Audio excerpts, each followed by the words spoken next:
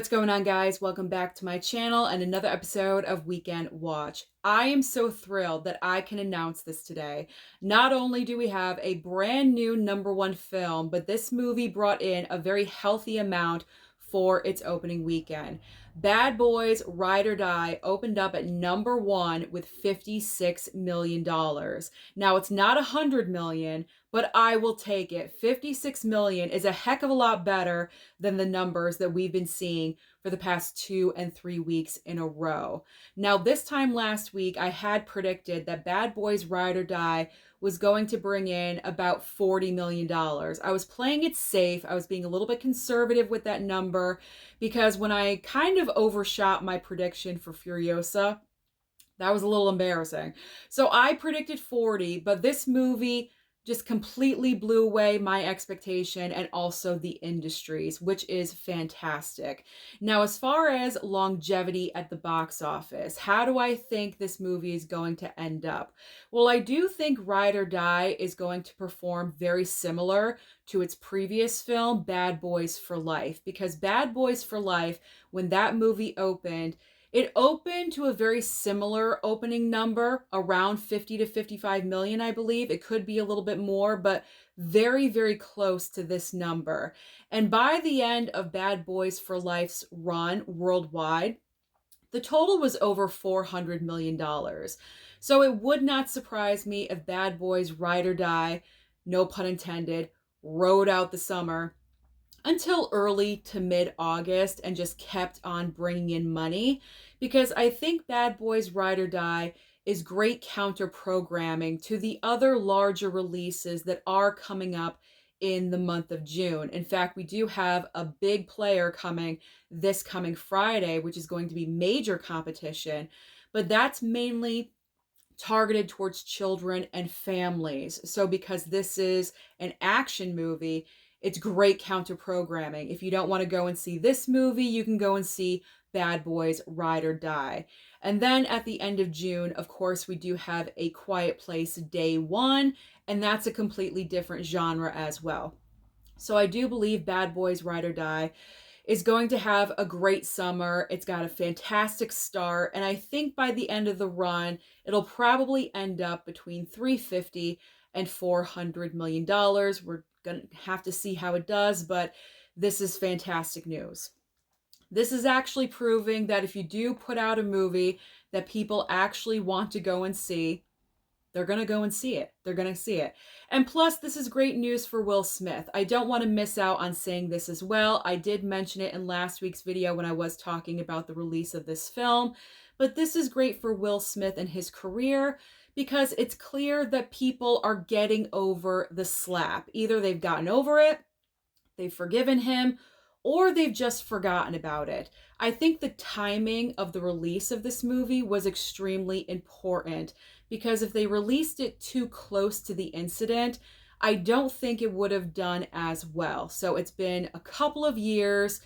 Bygones be bygones. Let's just forget about it and move on. And clearly, with the numbers, people have moved on and they are embracing Will Smith again. So that is good to see. So all around, great news, great number. I am happy. So now let's talk about the rest of the top 5. In second and third place. Second place is the Garfield movie with $10 million even. Third place goes to If with $8 million even. Fourth and fifth place. Fourth place belongs to the other brand new film this past weekend, The Watchers, with only $7 million. Now, I find this kind of interesting because, as I mentioned, this is from the house of Shyamalan, and the reason why I say that is because M. Night Shyamalan is the producer on this project, but his daughter was the director. Now, is this kind of a sign of what we can expect for M. Night Shyamalan's brand new film that's dropping in August called Trap? I don't think so. I feel like the problem with The Watchers is the trailer for this movie is just very vague. And that's a good and a bad thing because with the trailer, it definitely did not reveal too much. I still don't know what's going on in that movie. I have not seen it yet, but I've seen the trailer multiple times and it's just, it leaves you questioning what's really happening. So maybe that was a big negative because you do want some things hidden in a trailer, but when you don't reveal enough, maybe that affected the box office performance, if you guys understand what I'm saying. Plus, there really aren't any huge stars in the movie either. I mean, you do have Dakota Fanning, but she's not an A-lister. I wouldn't put her as an A-list, celebrity. So maybe that could have affected the box office performance as well. I'm not really sure. So comment down below and let me know your thoughts about The Watchers and why you think this movie did not debut just a little bit higher. I thought for sure it was going to make double digits, possibly 10 to 12 million dollars, but only 7. That is a little bit disappointing.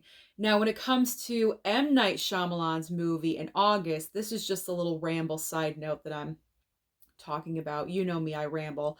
But I think with Trap in August, I feel like that movie is going to do well.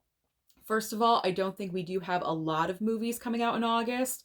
And I feel like the entire plot line of the film, first of all, you know what it's about. You have a great star. You have Josh Hartnett. He's coming back into circulation, which is really awesome because he's been absent from movies for a little bit. So he's coming back around again. People do want to see that. And plus, it's more of like a serial killer type movie. So that's very interesting to me. So I think his movie Trap is going to do well. Unfortunately, The Watchers did not perform well for his daughter, but we will see. We'll see how that one goes.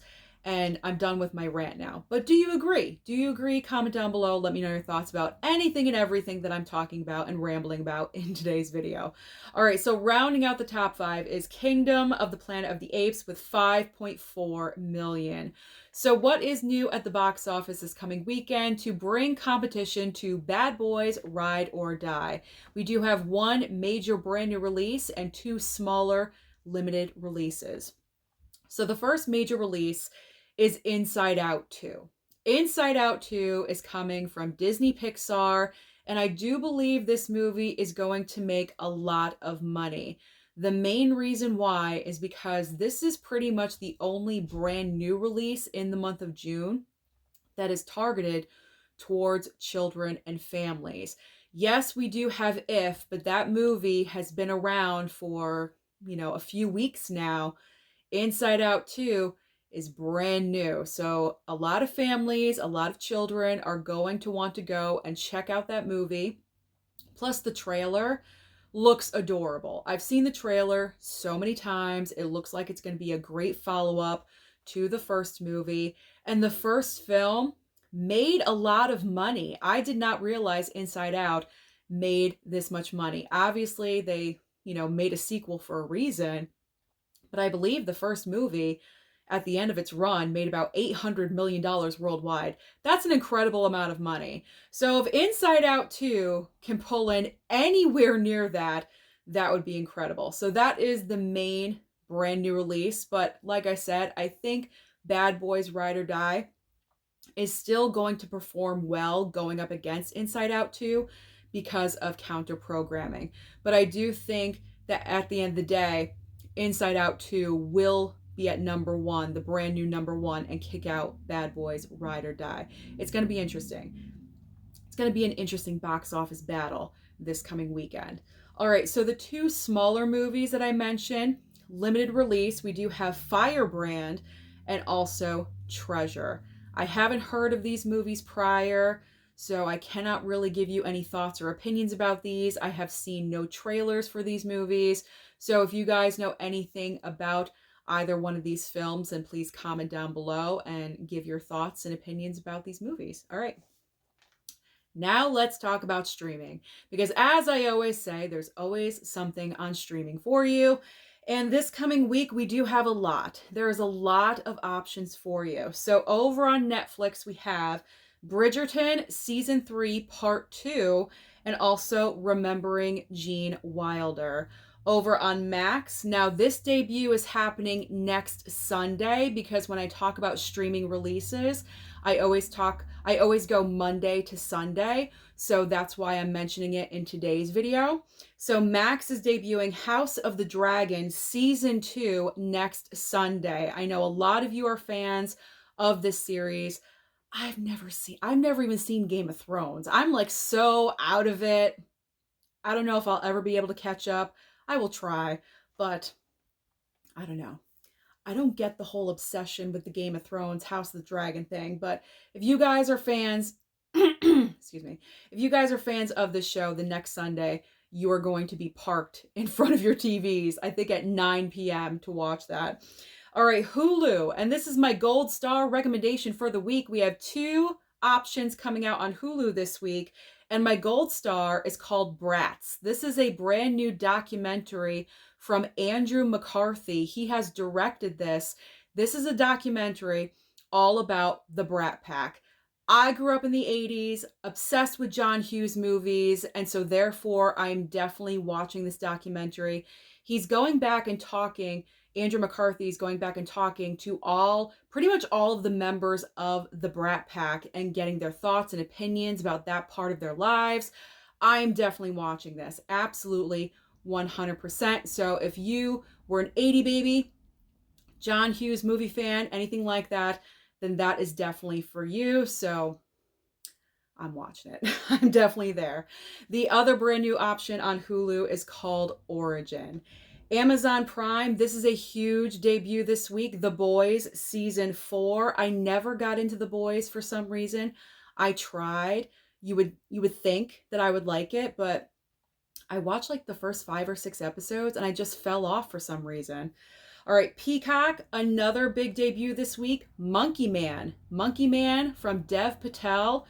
He pretty much did everything with this movie, starring in it, story by him, directed it, produced it. He was all over this thing. So if you missed it in theaters, then Peacock will have it for you this coming Friday.